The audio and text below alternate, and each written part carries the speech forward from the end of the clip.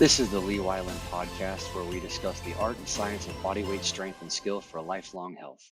Hey guys, welcome to training. My name is Lee Weiland and I'm the creator of Powerbatics and the co-founder of Pacific Rim Athletics. And in this video, I want to show you how to optimize your training from head to toe so that you can really master bodyweight strength and skill. And that's going to include everything from your flexibility to your strength to your mobility and even all the way up to elite level skill if that's where you're at. So make sure to subscribe to the channel so that you don't miss any of the lessons all of our top students receive. And also, don't mistake this for coaching, okay? Don't mistake videos online and free advice online for coaching. You want to make sure that you are engaged in a positive community of like-minded people who are all helping you to get to the next level. And you want to make sure that you have coaching on board so that you're not having any weak links go unaddressed or things develop into chronic injuries or having blind spots come back and bite you in the butt. Get engaged in a positive community and have good coaching where you're actually seeing the results from day to day and week to week. Okay. Now to dive into the training, and what I want to do is I want to provide something that you'll be able to listen to while on the commute to work in the mornings or in the afternoons, just something that you can listen to and get a lot of information, and that helps to kind of take the blinders off a little bit and helps you to see what's possible. But again, make sure that you're engaged with good, solid coaching. All right. So to optimize your training, there's a couple of different pieces. Okay. And the first piece is actually one of the main tenets of everything that we do. And it's part of the physical training. It's also part of life. It's part of every single aspect of really everything. And that is to have a goal, to actually identify your goal and to write that down and make sure that you understand where you're trying to move towards. Okay. Because without a goal, you're just sort of headed nowhere. All right. And even more important than that is identifying why. Why is that important to you? Why is that goal something that is igniting that fire on the inside? Okay, so let's talk about just the goal for a second. So maybe it's, we've worked with everyone from people that needed to lose 30, 50, 100 pounds, and they're pre-diabetic, and they're doing it for health reasons specifically. And then we've worked with people all the way who've been blown up in helicopters and need to rebuild from scratch. People like military veterans and then everybody in between, okay? Former athletes and current athletes and people who are at the elite level and competitive and all ages. And so you might have a goal that's somewhere in there somewhere. It might be a weight loss goal. It might be a strength and conditioning goal. It might be a skills goal, something that you've always wanted to achieve. It could be something that is for sustainability, for, you know that it's a long-term health goal. So it could be flexibility. It could be overcoming past injuries. It could be, very importantly, preventing new ones. And so what you want to do is make sure that you identify that goal and then understand why that goal is important to you. And as I just mentioned, there's sustainability factors, and you want to identify what's the driving force there. Okay. What is the reason that you have that? Because that's really what's going to make that goal sustainable long term. Okay. And you need to have a really good grip on why that thing is important to you. Because there's a lot of goals that we can have in life. You know what I mean? There's a lot of things that could be fleeting goals or not really truly goals. But whenever it comes to your health and your body and your mind, those things are extremely important. And it's important for you to really underscore why that is relevant and why that is that burning desire, okay, to achieve that. So it could be anything from, as I mentioned, a health-related goal. It could be sustainability. It could be vitality for yourself or your family. It could just be feeling good and enjoying life. And I tell you this, that being able to move really makes life all the more enjoyable. So that's kind of the first little piece, okay? And now I'm going to dive into these other pieces that are a lot more in depth, and they're what we use in our training every single day.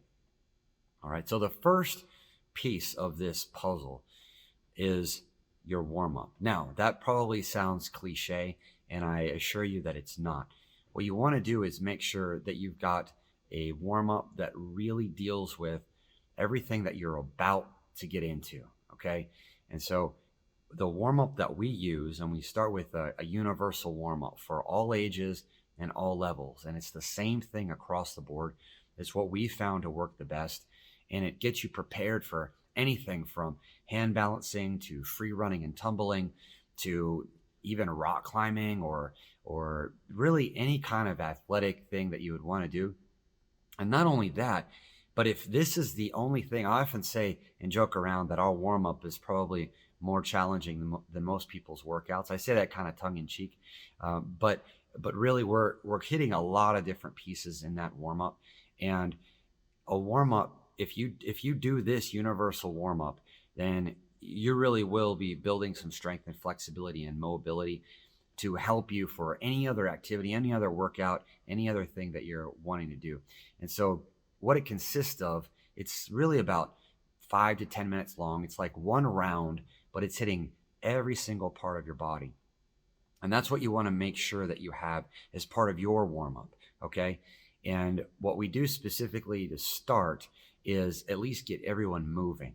There's a little bit of a cardio component, but really it's just for the blood to start flowing. It's to get the joints beginning to be prepared for what is to come in the warm-up, and then eventually the strength and so on. And I'll get into some of those pieces in a minute.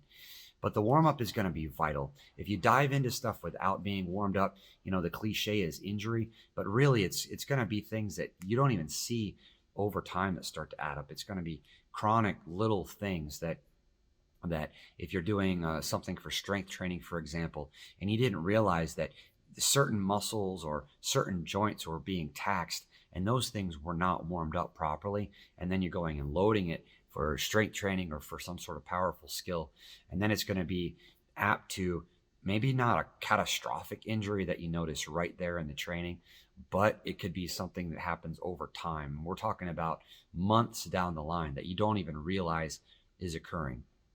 And so the warm-up helps to prevent that.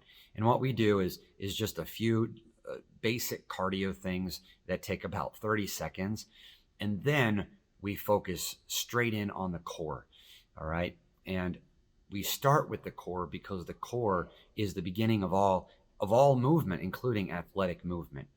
And then we start with a shape called a hollow hold. And this is where you're flat on your back, and then you kind of create this hollow shape with your legs and your core and your arms, and your transverse abdominis is engaged, and really everything is engaged. And as we start moving into this warm-up, there's an attention to detail on the shapes that we're creating. And this is really, really key, okay? So when we get going, usually there's a reminder from the coaches that, and we shout it out loud, we say, arms on your what? Ears. Everyone puts their arms on their ears because that helps to elongate that shape. And then we say, hands what? Pointed. They all say back. And then feet what? Pointed. And again, that helps to elongate those shapes.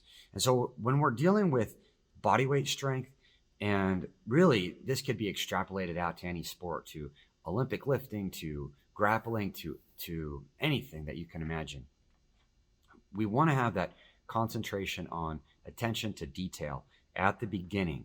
And so if we're just warming up the core, okay, we want to think about those shapes and how the body is elongated.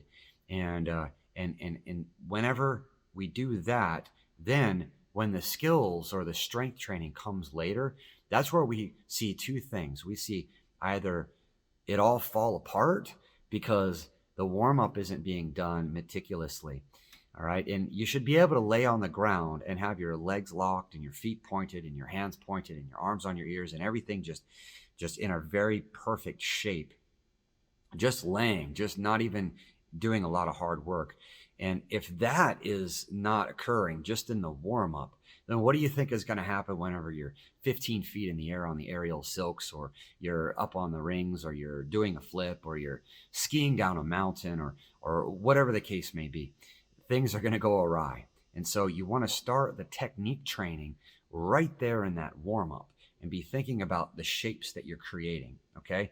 So maybe you're in a stretching class, or maybe you're doing a warm-up and you're a student online with us, or wherever you're at, make sure that you have that cognizant attention to detail right from the beginning, because that's going to inform neurokinetically down the line for all of your strength training and your skills. And so back to the warm-up, we'll go through core first just to start engaging that. And that's really important for people, especially if they've been sitting all day at the office and they're getting up out of that creaky chair. And we want to get them moving first, just a little bit, and then start engaging the core. And we'll go through about 6 movements on the core, and then we'll flip over and we'll go to the posterior chain. And really the back and the lower back muscles and the thoracic muscles that run up and down next to the spine, and start engaging those. And then after that, there's about 6 there, and we have it chunked out. Our warm-up is chunked out to 6 different exercises per block. But the point of this is about how to optimize your training. And so maybe you have a warm-up or something, and the key here is to think about the attention to detail and the shapes that you're making, and elongate the shapes. Now, why do I talk about the elongation of shapes? Well, again, when we're dealing with the body, we're dealing with physics, and physics involves leverage. And so if we have more leverage at our disposal, then we're going to be stronger in that position. Okay, so think about grappling, for example, jiu-jitsu. If you're taking somebody's arm and you're putting it in a compromised position, an arm bar, or different kind of lock, you are the one that's going to have the leverage advantage. You're going to be in that stronger position. And then that person is not going to be in the stronger position. They're going to be in a weaker position, in a compromised position. And so when we're looking at any sport and we're starting with this warm-up, we want to have that in mind, the physics of the body and how it works and the leverage that's involved. And so let's go back to just solo bodyweight training. If you're doing a planche, for example, okay, a horizontal handstand, the most difficult one is going to be the one that's completely stretched out. Your legs are together, your toes are pointed, everything is really, really long. And then where the fulcrum is on the shoulder, the wrist, that is going to experience the load and the pressure. And so if you wanted to put yourself at a more advantaged angle for a planche, then you would start with everything tucked up as tight and as close to your center of mass as possible. So bringing the legs in, bending them, even the feet being flexed, everything really tight and close together is going to put you at the greatest advantage in terms of leverage. And so whenever we start extending that out, okay, it's going to be more difficult to suspend anything. All right, think about a bridge. If you've got one side of the bridge attached and the other side not attached, the area where the bridge is attached is going to have to be really, really, really strong the further out that bridge goes that doesn't have the other endpoint, okay? And so when we look back at the body, the same thing applies there. And in the warm-up, what we want to do is get everything extended so much so that the joints are really all firing properly. The core is engaged, the shoulders start to be more engaged, the hips start to be more engaged, and the longer we can make the body in warm-up, the more we're getting all of the joints to fire, even in those static holds. All right, so we start with the core, or with a little bit of movement, and then dive into the core, and then the back, and then we go through a variety of handstand positions, and these will include everything from the planche to the V-stand, the press handstand, all of those different positions, just to start warming up the arms under load now. And then after that, we'll go through the legs, and we'll do a few basic strength things, and then go into some flexibility.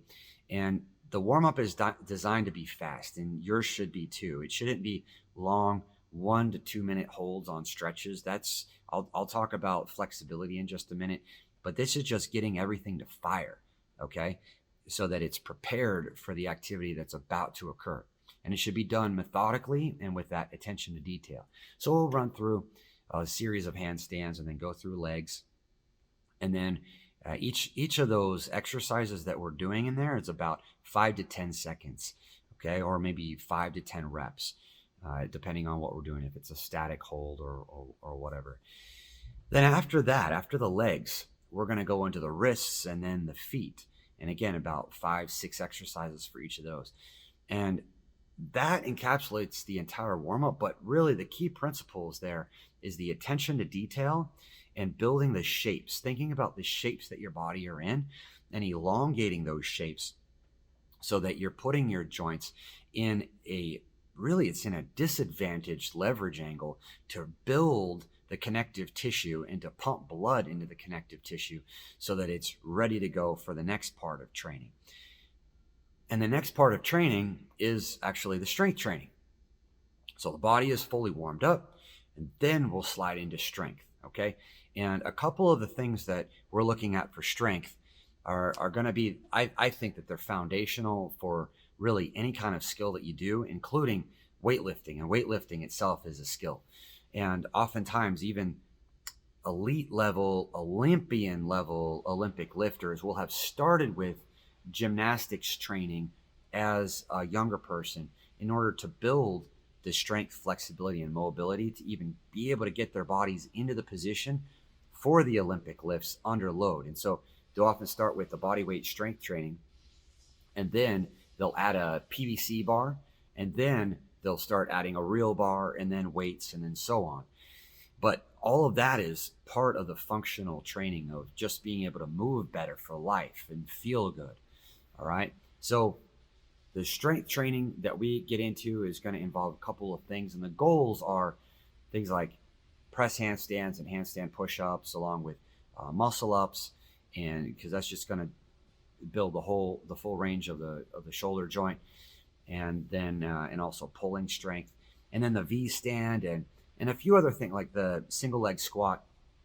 So there's a few things that we're building specifically in the strength training. And then that strength training is going to carry over to other things for skills training later, like human flags or iron crosses or routines when we start putting those together, or just movement, just moving in and out of position to position or skill to skill, or just the movement of daily life. So strength training, we've got a couple of different strength training protocols, and we use different ones for each day of the week, because what's going to happen is, okay, your body is going to start to adapt to them. And think about this. It's kind of like this. You remember whenever you were in elementary school, maybe middle school, and you did that experiment where maybe they had Oreo cookies, and the teacher said, you're going to be able to eat as many Oreo cookies as you want to.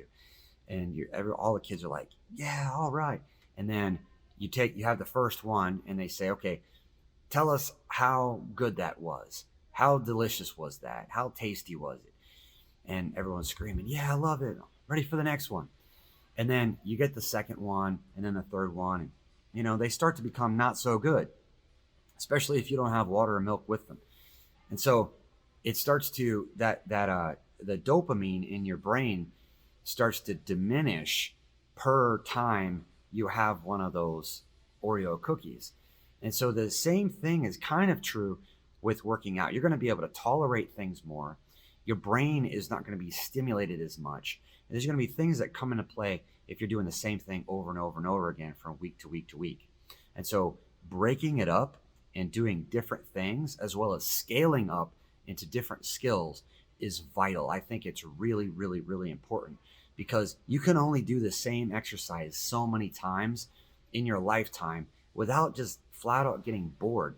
And by bored, I mean there's a lot of stuff in your brain that's making you feel that boredom.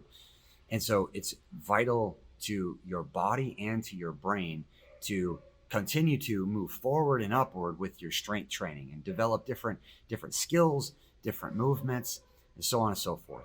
And so for our strength training protocols, again, we're working towards things like press handstands, V stands, muscle ups, single leg squats. That's kind of the four basic standard ones. All right. And then we'll move from there into other more challenging ones or things at different angles. And so our strength training is going to be usually a couplet. So that's 2 exercises performed back to back, and then 2 other exercises performed back to back. So we'll do one in 5 rounds, and then the other one afterwards in 5 rounds. And we're shooting for about 10 reps for each, but that's going to vary too. So if you're trying to build maximal strength, for example, then you're going to bring those reps down all the way to sets of 5 or even singles. And there's a whole scientific principle behind all of that and how you scale reps and you scale volume of training. But if you're starting out and you're trying to optimize yours, you should be looking at specific strength training and how does that help you get to that first principle that we talked about, which is your goal, and then the reason underneath that, the motivation for achieving that goal. And so then you take those workouts, the strength training workouts, and you can do those anywhere between 3 and 5 days a week. And then you want to have a good 5 rounds of solid work. And I would say between 5 and 10 reps, but really the starting range for strength training should be around the 10 rep range. So that's our strength. And that's a little bit of how to get more dialed in to that component and really optimize your training. Okay. And warm up, like I mentioned, should be pretty short. It should be about 5-10 minutes long. And then strength training should also be pretty rapidly done. It should be done within about 10 or 15 minutes, maybe 20 at the most. And the reason why we structure it with couplets is that your rest period is going to be going from one exercise to the next. So just walking there or just getting into the new position and then doing that, and that's going to cut down on the amount of time of training time that you need. And then there's other more advanced strategies for building more advanced strength too. Like I said, maximal strength. And so whenever you're dealing with singles and things along those lines, then you might have like different rest periods in between. But ideally, you want to have all of that done. And we get that done within about a 30-minute period. So your warm up and your strength. Okay. And then that leads into the next period, which is going to be your skills-based training. Now, there is a little bit of a caveat here. And what I want to mention is that our most advanced athletes, what we do is we have the strength training that is either outside of that block or it's after the skills. And so we flip-flop it, because if you are training more advanced skills, you want to be fresh for that. Okay. If you're skiing down a mountain and working on your first backflip, you don't want to already have done a whole session at the gym lifting weights. You want to approach that warmed up and then straight into a few skills that lead up to that, and then start cranking it. And then after that, you want to end on a high note and then scale down to your strength, which isn't going to be overly taxing on your mind and body. And so that's how we look at the advanced training. But going into beginner training, what we want to do is start with the strength and kind of pre-fatigue everything. And that way we keep a damper a little bit on the skills so that people aren't going outside of where they should be. Because ultimately, the way that I like to train people is I want them to be a few levels higher in their strength than in their skills, just for safety and to assure that their body is prepared to be able to do that skill. So strength first, then we move into skills. And the skills section could cover everything from working on something that's a little bit higher level. Maybe it's a back handspring, or maybe it's a variety of movements put into a routine. And we call those routines katas just because it sounds cool. But there could be something like a free run kata, where you have 5 to 10 skills done back to back to back to back. And that helps you learn how to move better just as a human being and enjoy life better, because you know how to move and nothing is really ever going to catch you off guard. And I like to use this example. When I went into grappling and learning jiu-jitsu a long time ago, I had already done a lot of body weight, strength and skill, acrobatics, breakdance, all these different things. And so going into grappling and jiu-jitsu, I was never really caught in a position that was foreign to me, because I've already experienced all of them. And that was part of the quote unquote skills training. And I didn't really realize it as skills training way back then, but it really was. It was body awareness. It was aerial awareness, being up in the air. It was being upside down. It was being in all of these different positions. And so whenever I happened to find myself in a unique position grappling, or if I fell off of a bike or something and had to roll, it wasn't super surprising, because I'd been there already and I was used to those positions and those scenarios, albeit in a different context. And so that's what skills training is all about, is putting the skill and the flexibility into movement, where then you start to increase the power and the load and the forces and all that. Okay. So that's the skills training. Then after skills training and after everything else is done, so again, maybe you're a little bit more advanced and you do your skills training first and then you do your strength, or vice versa if you're a little bit more beginner. Only after all of that is done do we move into flexibility. And there's a lot of different types of flexibility, but I'll keep it simple for this video. For flexibility training, we want to take about 10 to 15 minutes here. And at the basic level, what we can start to incorporate is just passive flexibility. This is where we're just holding positions and maybe gravity is doing the work for us and kind of pulling us down lower into the splits, or maybe a partner is kind of working on us a little bit and pushing us into those positions a little bit more deeply. And we want to hold those for longer times than the warm-up. If we do all of that in the warm-up, then that's going to stretch everything out to the point that we're going to lose some of that contractile strength for the strength training, especially for the skills. We want to be doing a light dynamic warm-up, and then in the flexibility, this is where we really save those 1 to 2 to 3, even 5-minute holds for that time. At the very end, after we're already all warmed up and completely shot, then we go ahead and do that damage. And so then after that is when everyone should really get together. And like I say, community is so important. And at the end, everyone shares their wins and victories. And you should be doing that. You should be talking about your training, because that helps to elevate your mind. That helps to bring you to a more positive level and enjoy what you're doing. And the more enjoyment you have, the more you're going to want to do it. And so we share the wins and victories on a daily and weekly basis, face-to-face training and online. And that really helps motivate people to continue to improve. And so that's where we kind of end the physical training. And then oftentimes I'll say, go have a really good dinner or whatever, and just a reminder of their nutrition. But nutrition and sleep and some of those other pieces we'll pick up on in other videos down the line. But this was to help you optimize your training and all of these different pieces and pull them together. And it really should be done within a 90-minute block and then at the long end. And sometimes if you're training to become a competitive athlete, maybe it'll extend to 2 90-minute blocks, 3-4 hours in a day. Some go even longer than that. But what you want to do is make sure that you're structuring it for performance, and make sure that you're taking a look at and seeing, are you tired after your training? Are you ready to go for the next day's training? How are you feeling? Are you fatigued? And keeping your eye on that, because everybody is different. And that's why I say that coaching is so important, because everybody is really unique. Okay. And what your strengths are might not be someone else's strengths, and what someone else's weaknesses are might not be your weaknesses. And so those need to be looked at. And sometimes it's rest and recovery that's a person's weakness, and they don't know how to rest, and they don't know how to recover properly, and they don't know what the intervals should be between exercises. I know I have to tell the children all the time, because they'll just do moves back to back to back to back, and I'll have to say, okay, part of your training is to do the skill 30 times maybe, but you have to go and get a drink of water. You got to walk all the way across the gym and then walk all the way back before you do your next rep, just to slow it way down so that there's time to think. Okay.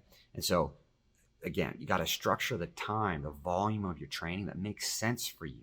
And everybody is unique. So it might be a 90-minute block, but it could be about 30 to 45 minutes. And that's all you need to get through your warm up, your strength, maybe no skills for the day, and just flexibility.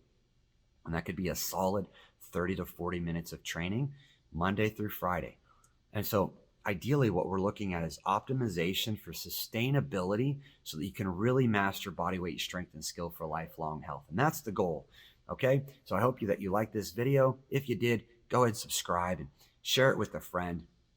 And then if you want to get dialed in with community and coaching, then we've got links all over the place, and go ahead and click one of those to get connected with us.